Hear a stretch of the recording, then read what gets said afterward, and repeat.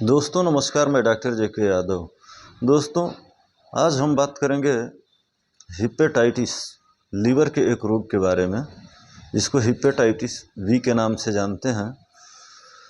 तो हिप शब्द का तात्पर्य लीवर से है और टाइटिस शब्द जिस भी वर्ड में अंत में टाइटिस आ जाता है उसका मतलब होता है कि उस अंग में इन्फेक्शंस, इन्फ्लामेशन या सूजन। तो जैसे कि हम लीवर में हुआ तो उसको हम हिपेटाइटिस कहेंगे।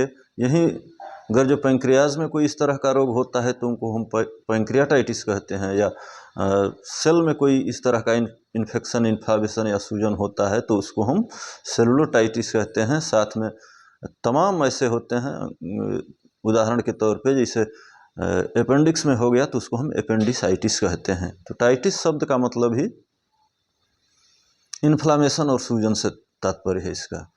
तो चलिए आज हम जानते हैं कि हिपेटाइटिस बी क्या है। तो हिपेटाइटिस बी एक जो है वायरस से फैलने वाला रोग है, वायरल इन्फेक्शन की। इसका एक हिपेटाइटिस का एक कैटेगरी होता है जिसको हिपेटाइटिस ए और ई के नाम से हम जानते हैं। उसमें जो है दूषित भोजन या दूषित पानी पीने की वजह से भी हो जाता है। बट ये हिपेटाइटिस, तो चलिए आज हम उसकी बात नहीं करते हैं। हिपेटाइटिस बी जिसकी हम बात करते हैं, यह जो है ब्लड के टच होने से ही फैलता है। जैसे मान लीजिए कि हम रेज़र यूज़ कर रहे हैं और वह रेज़र जो है मल्टीपल लोगों के द्वारा यूज़ किया जा रहा है, एक ही रेज़र से पूरे फैमिली के लोग यूज़ कर रहे हों, तो इसमें फैलने के चांसेस हो सकते हैं। फिर डेंटिस्ट के यहाँ दांत साफ कराने या दांत उखड़वाने के प्रोसेस में अगर सही तरीके का स्टेलाइज इंस्ट्रूमेंट नहीं प्रयोग किया जाता है तो इसके वजह से भी हो सकता है। कई लोग हाथ और चेहरे पर या अन्य पार्ट पर अपने टैटू बनवाते हैं, तो उस स्थिति में भी इन्फेक्टेड नीडल की वजह से भी हिपेटाइटिस बी होने का खतरा बढ़ जाता है।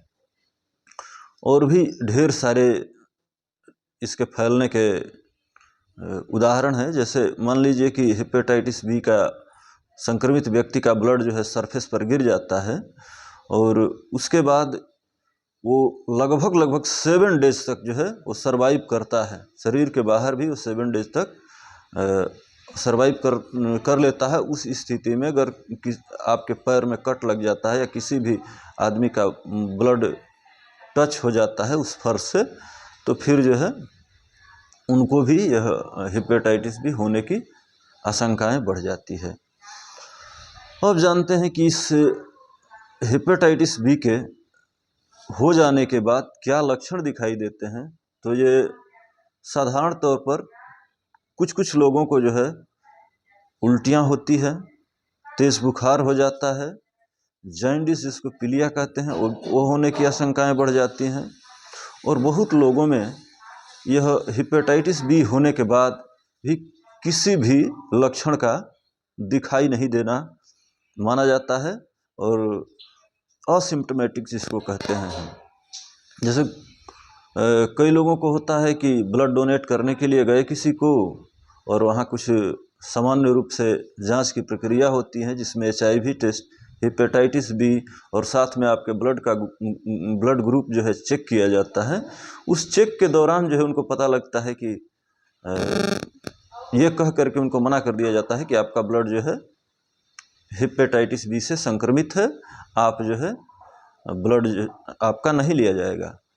अब इसके पहले अब कल्पना करिए जो आदमी ब्लड डोनेट करने के लिए गया होगा वह निश्चित तौर पे स्वस्थ होगा, घर से आराम से गया होगा ब्लड डोनेट करने के लिए। लेकिन जब भी पता लग जाता है यहाँ हमको हिपेटाइटिस बी वायरस जो है हो गया है, हिपेटाइटिस बी हो गया है, तो वो जो है अत्यंत जो है घबरा जाता है। उसके बाद अगर कोई गूगल पर सर्च कर लिया तो अब उसको समझ में आ जाता है देख करके कि अब हिपेटाइटिस बी हुआ तो उसके बाद फाइब्रोसिस होगा, उसके बाद से सिरोसिस होगा, लीवर सिरोसिस होने के बाद हमको जो है लीवर कैंसर भी हो सकता है। तो वह जो है और परेशानी में बढ़ जाता है और घबरा जाता है। तो जिन लोगों को यह संक्रमण नहीं हुआ है हिपेटाइटिस बी का, वो लोग तो जो है साधारण तौर पे इन सभी चीज़ों से बचने की कोशिश करें। मल्टीपल ड्रग्स के इंजेक्शन जो लेते हैं वो जो है मल्टीपल सिरिंज से, एक ही सिरिंज से मल्टीपल लोग यूज़ ना करें। दूसरा जो है रेजर एक ही मल्टीपल लोग ना यूज़ करें। साथ ही जो भी इस तरह के ऑपरेशन या सर्जिकल में प्रयोग होने वाली चीज़ें हैं उनको सही तरीके से सुनिश्चित कर लें कि स्टेलाइज है तभी यूज़ करें। लेकिन जिनको यह हो गया है और पता चल जाता है तो उनको जो है बहुत ज़्यादा घबराने की ज़रूरत नहीं है, वरना घबरा जाएंगे आप तो ज़्यादा सोचेंगे तो आपको हाइपरटेंशन, तमाम तरह की दिल की बीमारी, परेशानियां हो सकती हैं। इसलिए आप जो है सही दिशा में अपने चिकित्सक से सलाह लीजिए, गैस्ट्रोलॉजिस्ट से मिलिए या लीवर विशेषज्ञ से, और जो भी सलाह देते हैं उसको सही तरीके से पालन करिए। दवा के साथ साथ प्रिवेंशन भी बहुत ज़रूरी होता है। मैं कई वीडियो में अक्सर कह दिया करता हूँ कि prevention is better than cure. तो परहेज़ अच्छा होता है इलाज से। तो आप अच्छे तरह से अपने डॉक्टर की देख रेख में इसका इलाज कराएं और आप हेपेटाइटिस बी को ले करके भी आप पूरी सकुशल ज़िंदगी अपनी जी सकते हैं, इसमें कोई दो राय नहीं है। लेकिन अगर आप कंस्टिट्यूट नहीं करते हैं तो आपके लिए मुश्किल हो सकती है। ये जो भी स्टेजेस होती हैं इसकी, वो स्टेजेस बढ़ती जाएंगी। सिरोसिस हो सकता है, कैंसर हो सकता है आपको। इसलिए आप सही तरीके से प्रिवेंशन पर ध्यान दे करके पालन करें। जैसे बियर हो गया, शराब हो गया, या और भी जो लीवर को डैमेज करने वाली चीज़ें होती हैं उनको वर्जित करने पर आप सख्ती से उसको न सिर्फ रिड्यूस करें बल्कि बंद कर दें। इससे आप जो है बिल्कुल सही रह सकते हैं, ज़िंदगी आपकी सकुशल बीत सकती है। वरना केवल हेपेटाइटिस बी में नहीं, और भी रोग ऐसे हैं जिसमें आप अगर प्रिवेंशन पर ध्यान नहीं देते हैं तो आपका रोग जो है बढ़ जाता है। जैसे मान लीजिए डायबिटीज़ का ही पेशेंट है और अगर उसको शुगर 400 के पार है और उसको रसगुल्ला खाने का जी बेकरार है तो फिर अब क्या कहना, वही कहना है कि खुदा खैर करें, उसको क्या ही कहना। तो आप जो है निश्चित तौर पे इस जानकारी से अवगत हुए होंगे। हम नेक्स्ट मिलते हैं अगले वीडियो में। तब तक अपना ख्याल रखिए। जय हिंद।